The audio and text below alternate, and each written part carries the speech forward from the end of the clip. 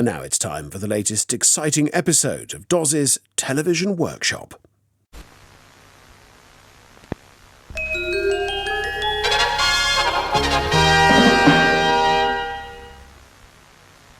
Hello and welcome back to Doz's Television Workshop, where today we're going to be having a look at this Philips N2000 cassette player that I bought on eBay.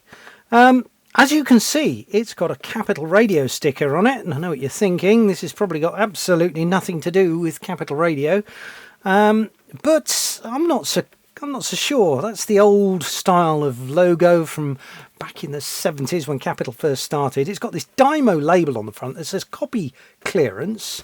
And then if I open the cassette door and relieve it of the cassette, it's actually got a Capital Radio cassette in it, Capital's airtime table. So I'm just wondering if this was sort of taken around by advertising personnel to, play copies of people's advertising. Don't know. It's quite interesting anyway. It's a very strange deck. The cassette, as you can see, goes in a rather strange manner. You'd expect it to sort of go in that way or that way, but this goes in sideways. Clearly emblazoned on the lid here is made in Holland. We've got a volume control, I presume, because I haven't got this going yet. And then we've got play and then fast forward and rewind. But this all seems to be stuck up. And I notice the head's down in there. And I don't know whether we can see that on camera. Let's try and get it on camera. It's a very strange looking head because it's either rusty or filthy or something. Or maybe that's its intended look. But you can also see the really skinny pinch roller down the side of it. When I move it, the heads don't move into the play position. So I'm thinking this has got a fault. It takes 6 C cells, HP11s. There we go. I've bought 6. As you can see, there's an awful lot of corrosion in here.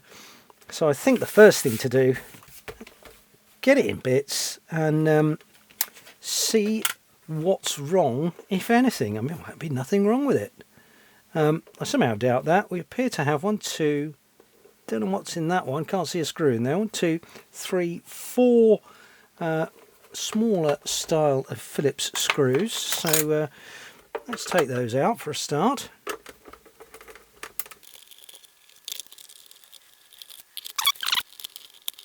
About 20 mils long, quite a coarse thread, usual sort of plastic type screw.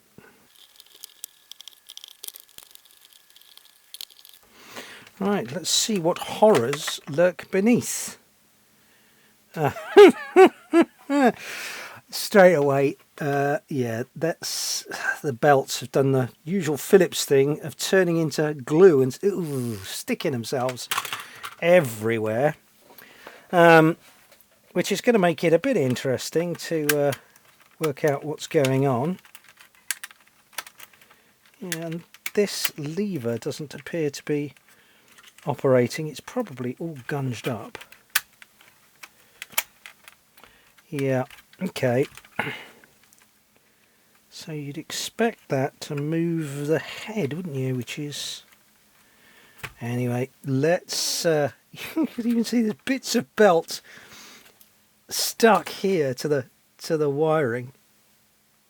Ooh, it's sticky and horrible and vile. It's all stuck to the pulleys. There's a little idler assembly in there. Although that does look all right. That'll be good if it is. So clearly our motor is over here. Quite a long belt. Quite sure which route it wants to take really. Being as it's degraded itself over there. Oh, and some of it on here. This is horrible. Right. Let's get and clean this up. Ugh. I knew what I was in for.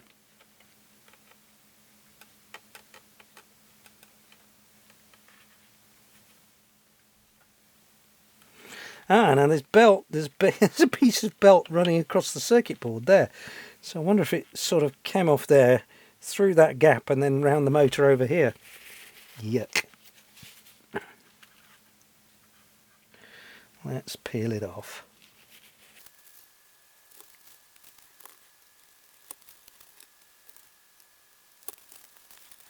I'm already becoming covered in it.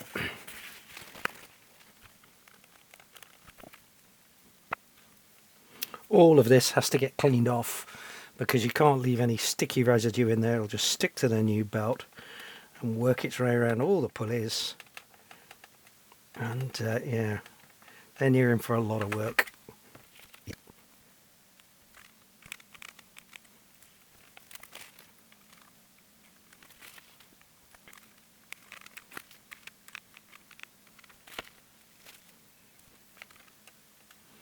I wonder if it might actually be worth just taking that pulley out.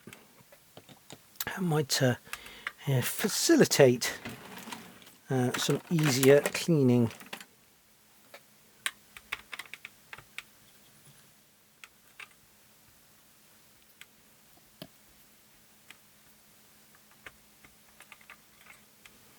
Uh, 10mm screw, much larger than the others.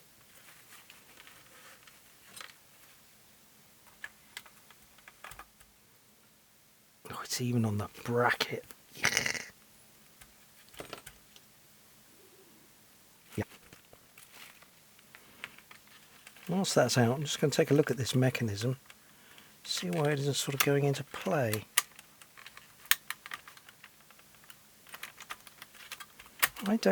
I think it's stuck in the down position, isn't it?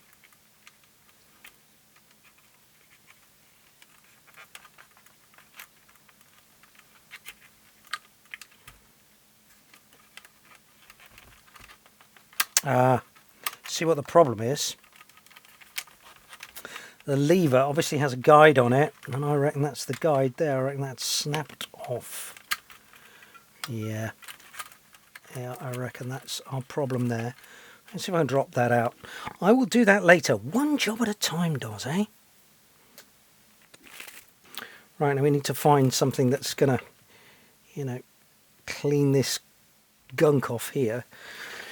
So I think we need something a little more aggressive than IPA. So I'm going to choose to use a bit of acetone and see how we get on with that.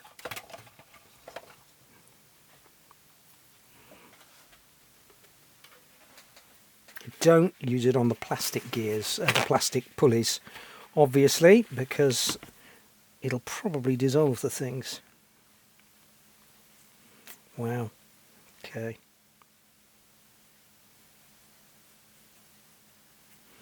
Appears to be softening it very quickly.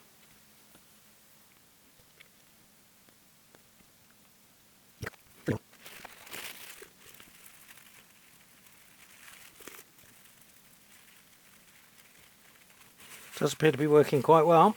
I think I was better with a Q-tip, at least for the time being.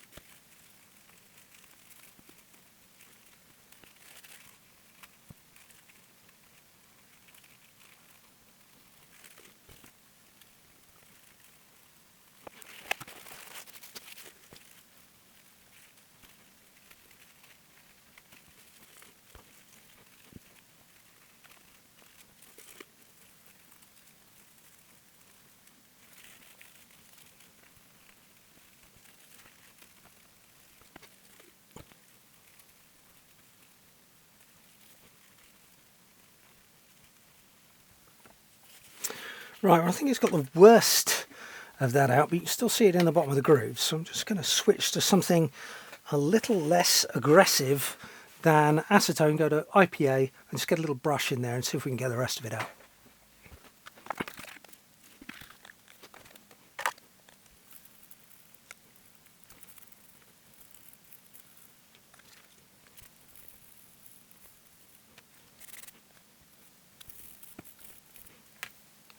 So that appears to have cleaned the capstan up nicely. This is the other one where it's all stuck in. Is that a split washer? It's a split washer and a circlip. I wonder if I can just get that off. And then, yeah, let's try and take the circlip off without it shooting into hyperspace. Yay! So we've got a little circlip. I shall place it there. It's not a split washer, it's just some sort of ordinary style of washer. Like I say, I don't want to contaminate this with acetone because I don't know how it'll react. I suppose I could test a small part first, but let's not just gamble on that. So I'm just going to leave that to soak in there for a few minutes and then work away on it with the brush like I did the latter part of that other pulley. While that's soaking, I guess I could try and get this out of here. So, yeah. Yuck. Sticky and horrible. Motor pulley is, in fact, aluminium, I think, so I could probably use acetone on there, but the IPA appears to be working quite well. Better, dare I say it, than the acetone did. Yeah, let's get rid of that. I don't know what Philips made their belts out of. I think it was crude oil and they've just returned to nature.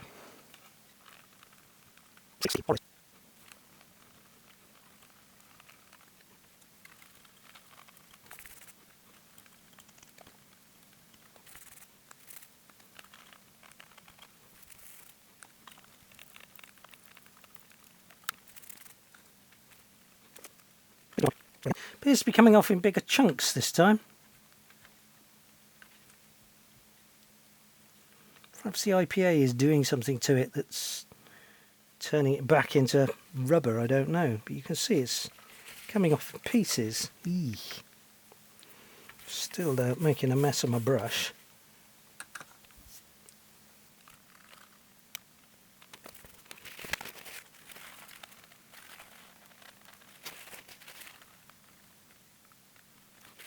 Right, let's have a little go at getting that out of there. Give this little rubber surface a bit of a clean while I'm there. Same with the others.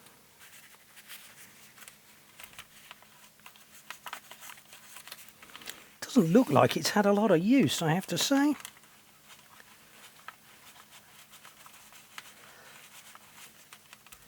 Very little wear in there. The mechanism seems to be incredibly sort of flimsy with these things moving at strange angles. Still, whatever works. Right, we can refit. Let's refit that one first.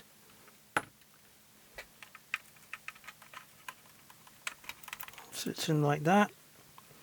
Purple washer.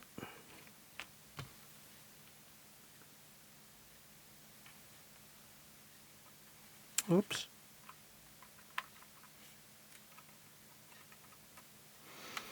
And try and get this circlip on, shall we? Without it shooting off, never to be seen again.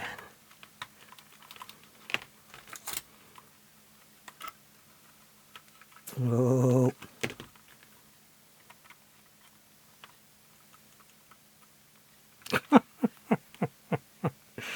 Oh, it's like a game of tiddlywinks.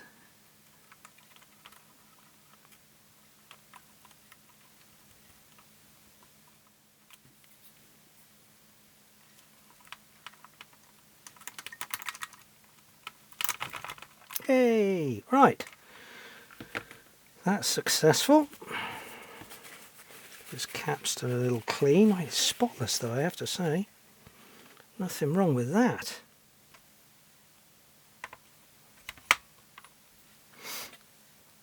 Replace the mounting bracket the right way around.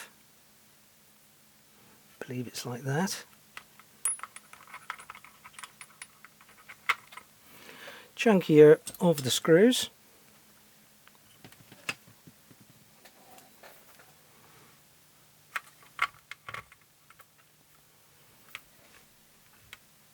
Do I want to do that just yet? No, we're going to want a belt first, aren't we? Right, let's pop all this stuff out of the way. Soak that up in there. Yeah, belts, right. Sticky stuff on there. Let's clean this up a little bit before we go making any more mess. Oh, covered in it. Absolutely covered in it. World-class muck magnet. Right, it's going to be quite a substantial belt. Let's see what we have in the substantial belts department. Some that are very substantial. That is too substantial.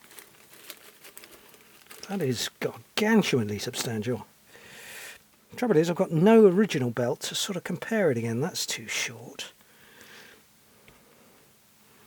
It was all a bit too long, really.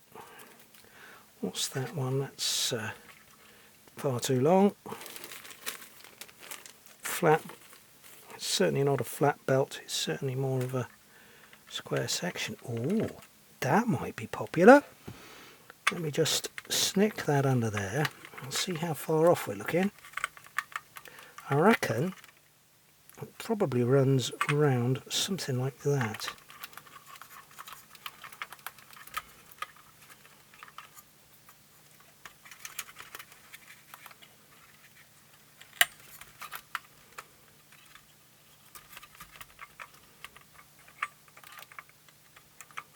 Oh yeah.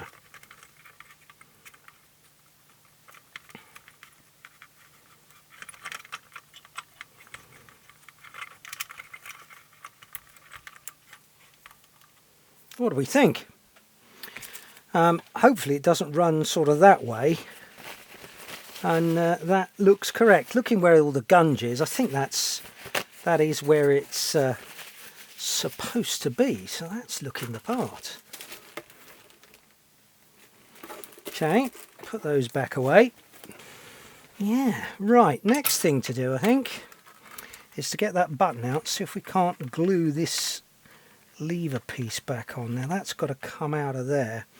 Right, there's another circlip just here. I think I'm going to have to remove.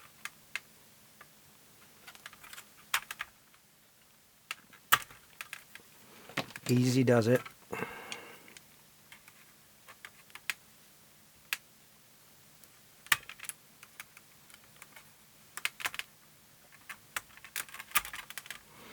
Right, one circlip there. Then we've got quite a large washer, sort of 7 or 8 millimeters in diameter. Okay, then that I think should allow us to remove this lever, which I don't think is in the right place. There's a spring holding it. Is that all going to come out as one piece? No, I don't think it is. I think we're going to need to remove these 2 springs. So there's one here. Yeah, that's helped. And that one there.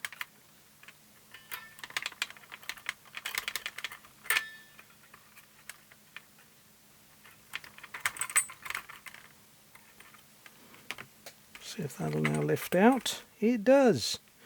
And there's the broken piece. I'm fairly sure.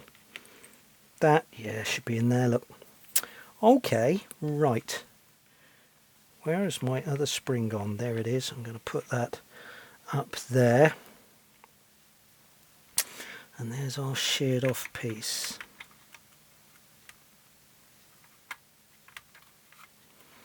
And we need to super glue that back into there. So that's what I'm going to do next. Clean my hands again. Dear oh dear. Right. There we go. We have got some medium viscosity super glue. Just going to put a dab in the middle of there.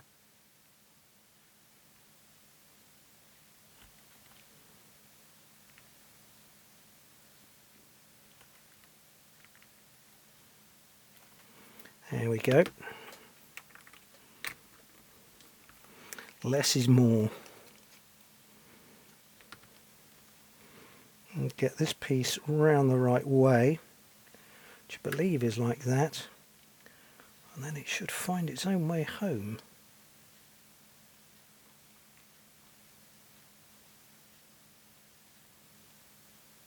Except for I think I have got that round the wrong way. Let's try this way.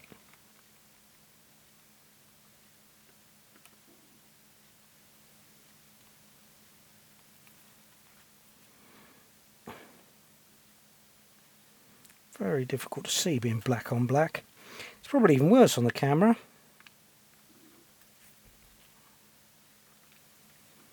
Oh.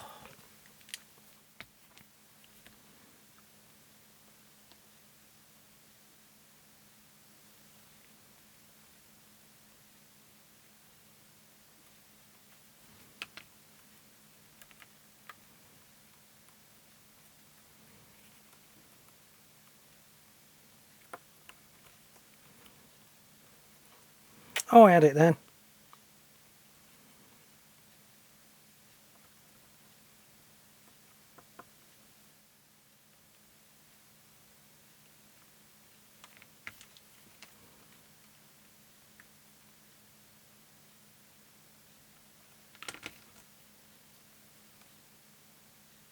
Yes.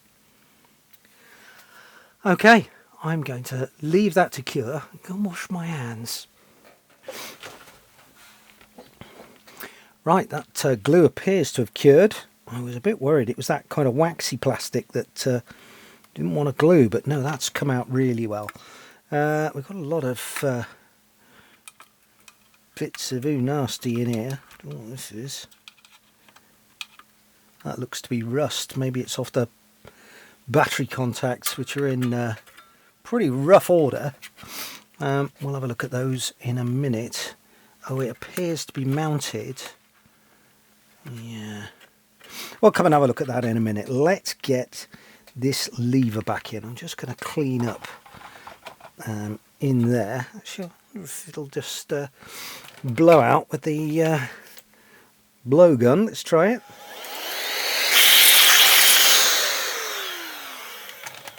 Well, that was reasonably successful. I wonder if we need a bit of lubrication in there. Let's see what we got. I choose petroleum jelly. That should give us a gentle bit of lubrication. Just put a tiny smear in there. No, not that much. I said a tiny smear.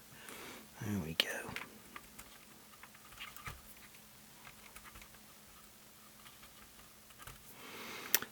Right.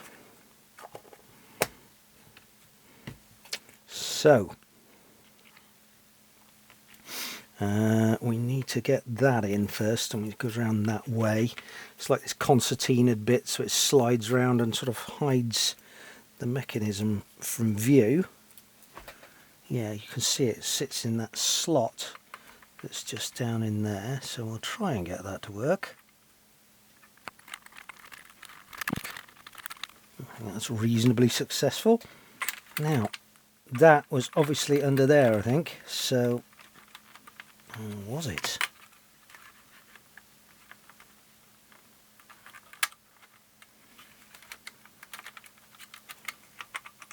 Or was it not? I think that is actually how it works, look. Which is the stop position? Let me just have a little look without it all falling apart. So we are in the stop position. So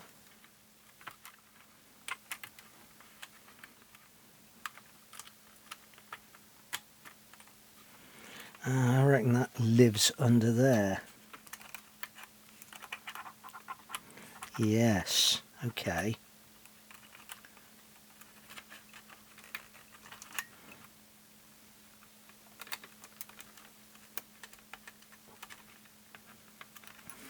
Yeah, this isn't going to be so easy. I'm going to take that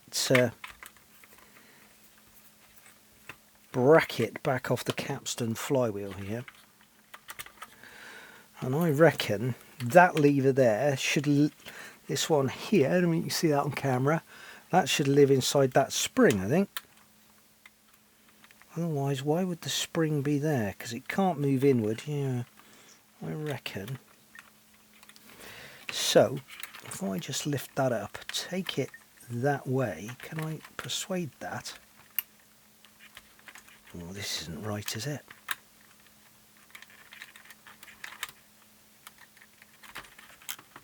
I don't know now. Ah, yeah, I see. It's all up that way. There we go. So now, does it operate anything? Oh, it does. Hey, look at that. Brilliant. So we'll leave that where it is. So I'm still not quite sure of the purpose of that spring. Undoubtedly we'll find out in a minute. I do, however, remember that this spring goes there. And there was another spring. Ah, yeah. Which is there. Goes between there and there.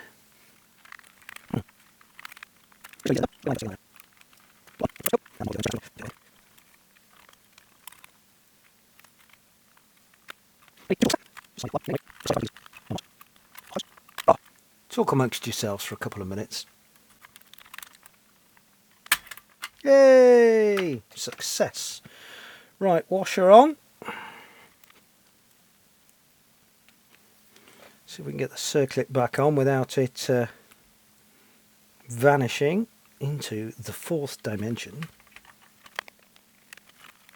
Yay! Hey, we're doing all right. We're doing all right.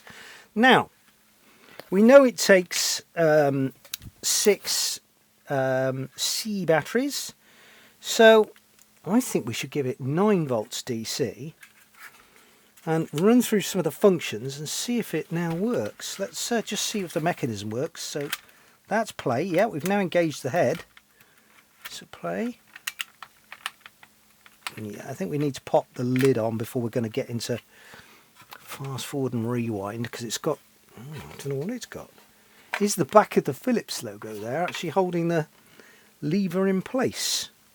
Or am I missing something? Let's just try that again. Push, and then I think it's only sort of like a momentary thing, isn't it? It's not like a latching fast forward and rewind. Right, well, let's give it 9 volts and see what happens. Okay, so my negative is on this croc clip. See, the end of the battery contact is actually quite clean. The positive is on this micro hook. So, will it play? Oh, it should be playing. Might work better if I switch the power supply on. Yay! Have we got take up? Now, can I turn this up the other way without everything falling to pieces? Probably not, because I've just realised what we need to do is we need to pop that back on, don't we?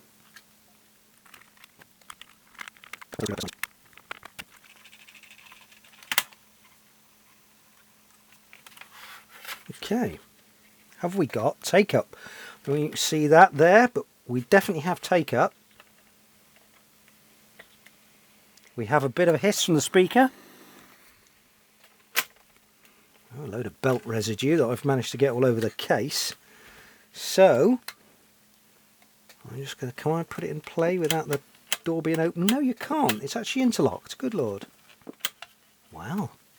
So, I'm going to put the capital radio tape in and see what that sounds like. So that side is there. Play.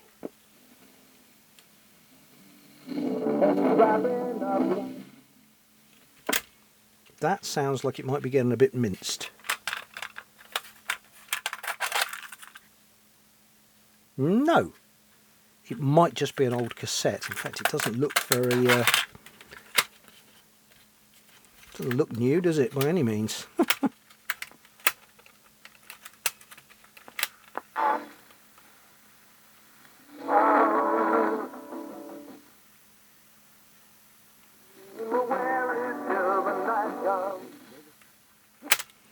Okay, well, it is functioning.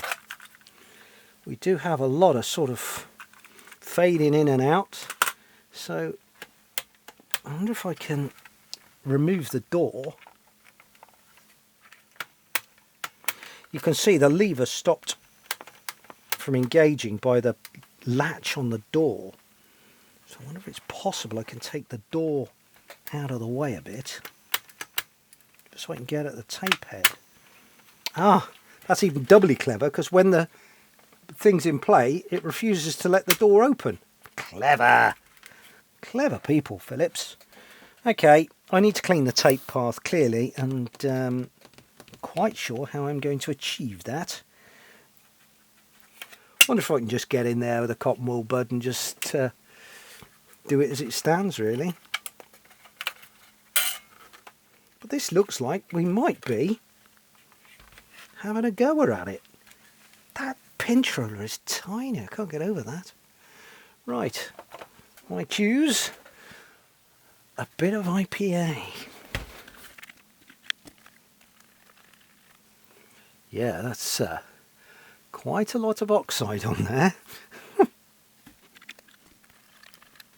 That's better. If only I could get that into play, then I could clean the capstan easily. We shall do our best with what we got.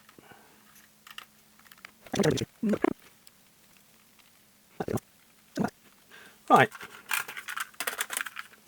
See what that plays like now.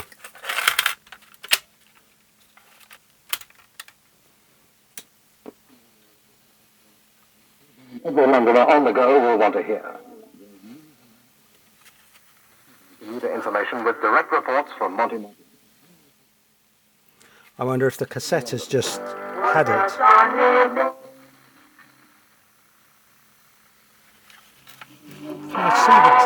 Plenty of that bright tune. Well, I'm just seeing. Tommy Vance and Joan Shenton present the... Wow, Tommy Vance, I remember him. So, how do we rewind? Play.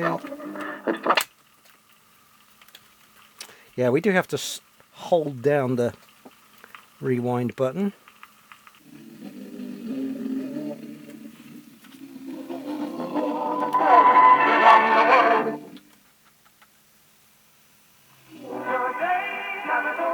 That is the Capital Radio jingle from the 70s. That is amazing.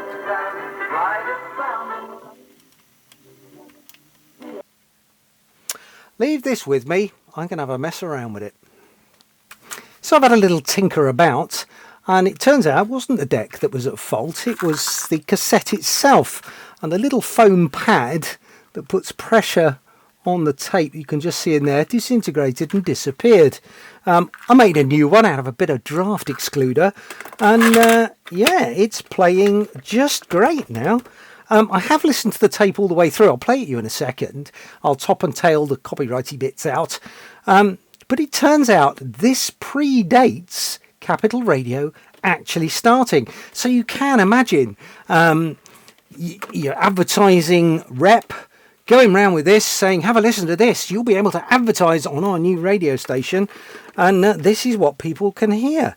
So anyway, I'm going to top and tail this. So this is how it sounds from the machine itself.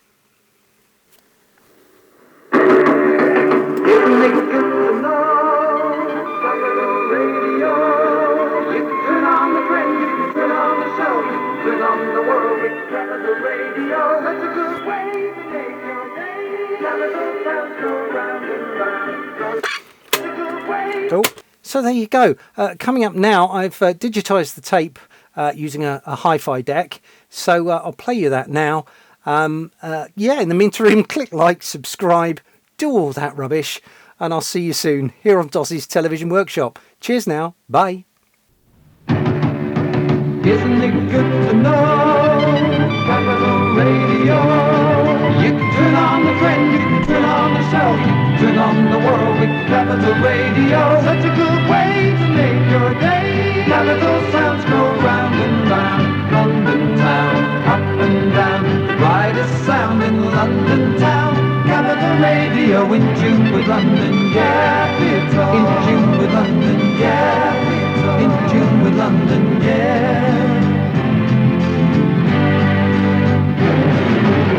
sound of London you'll come to associate with Capital Radio, written by Roger Cook and Roger Greenaway and orchestrated by George Martin to distinguish the Capital sound.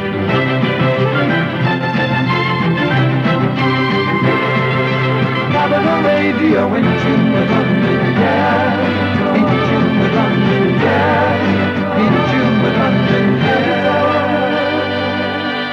yeah. And now an indication of that Capital sound. Firstly, Monday to Friday. David Simons is Capital's early morning man from 6 to 9, with a program every Londoner on the go will want to hear. There's news and weather every half hour, traffic and commuter information with direct reports from Monty Modlin, on location wherever the news is breaking in London. Add plenty of that bright, tuneful Capital-style music, and you have the ingredients of our early morning. At 9, Tommy Vance and Joan Shenton present the Capital Sound until 12, with topics of everyday interest to Londoners and highlighting the daily feature Swap Shop. At 10:05, something totally new, She and Me, a 5-minute ad-libbed play built around the actual happenings of that day.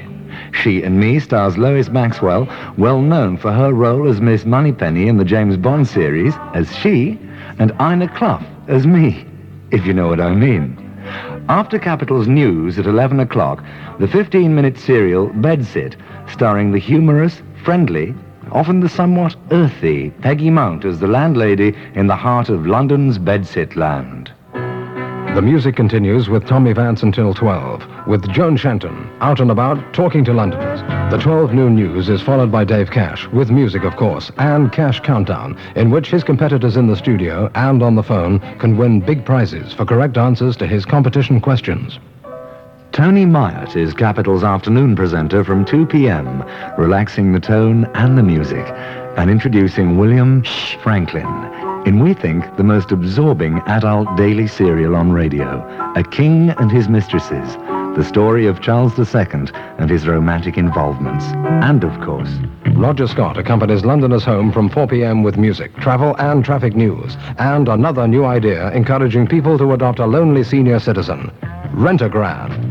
At 5 to 6, Capital's 5-minute strip cartoon Honey Adair, starring Miriam Carlin and Rosalind Shanks as the world's top female super spy. At 6 p.m., Capital's own news team, backed up by reporters from over 100 London newspapers, discover what really goes on behind the headlines in London's day.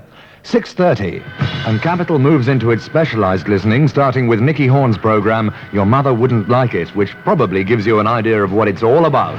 2 hours of progressive rock music with reviews from Sarah Ward, interviews and news from London's rock scene, together with Flat Sharer, which helps the thousands searching for a flat to find one. Such a good way to make your day, Capital. The tempo remains just as high in the next program, Open Line at 8:30, which will have lively, often heated discussions along the telephone lines linking you and Capital. Following the 10 o'clock news, music, music, music. These 90-minute programs will be devoted to a different type of music on each of the 5 nights. On Mondays, classics presented by Graham Freer. Tuesday night, Tony Myatt looks at ethnic music. On Wednesdays, Tommy Vance plays jazz. On Thursday night, Dave Cash introduces country music. And it's Roger Scott's turn on Friday with rock and roll.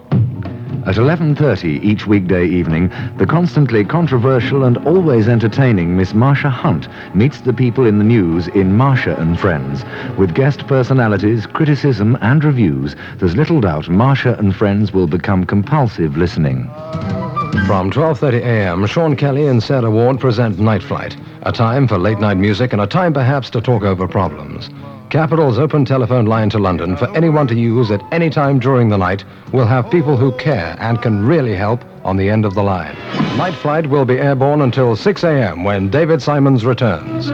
And that's an indication of Capital. Day to day, Monday to Friday. The weekend on Capital is built around a wide-spanning framework of music. Roger Scott's Super Saturday from 7 plays plenty of music and takes a look at what's on in London. At 9, Monty Modlin is on location in London's markets and shopping centres, speaking with shoppers and shopkeepers, airing complaints and reporting on the bargains of the day, while Capital's news team brings up-to-the-minute reports on consumer prices, and of course, between Monty's reports, the music continues. At 10 o'clock, Tim Rice, who wrote the lyrics of Jesus Christ Superstar, plays vintage pop and the first airings of The Records of Tomorrow.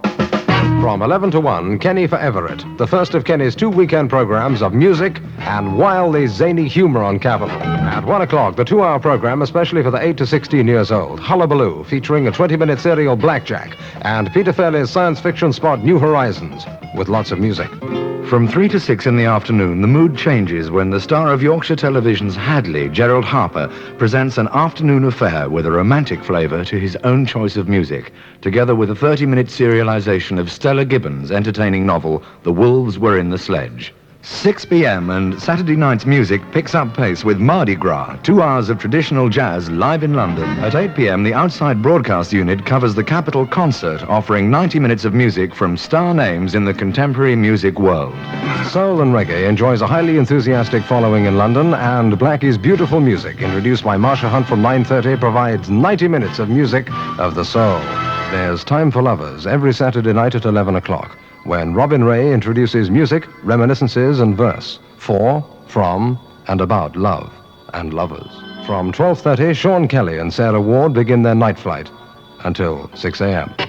Capital on Sunday has Nicky Horn waking up Londoners with music and the day's events on Sunday. At 8:30, A Question of Faith is a program of counselling and advice with religious leaders answering questions both by telephone and letter. At 9, Kerry Juby introduces Person to Person, Capital's record request program, sending greetings and messages to loved ones, and each week linking with a different hospital broadcasting service. The new sounds from the following week's Capital 73 music playlist are featured in a Capital Countdown from 10 to 12, presented by a different Capital personality each week. 12 noon brings Kenny Everett's Clean Air Show, 2 hours of Kenny's organized method and madness. 2 p.m. on Sunday, and Do I Hear a Waltz is introduced by Dirk Bogard, remembering the great shows and films and the great personalities who made them. At 3 o'clock, an hour of leisure life, which looks at and reports on the many facets of Londoners' leisure, including motoring, about the house, travel, and sports. Peter James puts on his Sunday best from 4 to 6, in which he previews newly released LP music. Then the mood changes with Robin Ray's Oasis, his choice of serious music, both popular and classical, from 6 to 7:30. Following Oasis, a review of the arts and music in London, especially highlighting emerging talent. Capital's news team takes over at 8:30 with Capital Report, 60 minutes in-depth analysis of London's environment, politics, issues and communities. Back to a touch of nostalgia at 9:30 with the 90-minute program Underneath the Arches. Kerry Juby meets senior citizens and revives the music they remember and love. At 11 o'clock, Hallelujah, an hour of hot gospel music introduced by Simon Berry, who takes the Capital sound to midnight and night flight, with night music and the night line. Capital's ever-open telephone to people who care, for people with problems. And spanning most tastes in listening, that's Capital's weekend package. Isn't it good to know Capital Radio? You can turn on the friend, you can turn on the show, you can turn on the world with Capital Radio. Such a good way to make your day. Capital sounds go round and round London town, up and down, the brightest sound in London town. Capital Radio in tune with London. Well, that's our programming structure for the week. 24 hours a day, Capital will be entertaining Londoner to Londoner. We believe that the sound of Capital will provide you with the opportunity of selling your product and services to our audience. Please telephone Capital's sales department on 388-1288. They'll show you conclusively how you too can be in tune with London. Capital Radio in tune with London, yeah.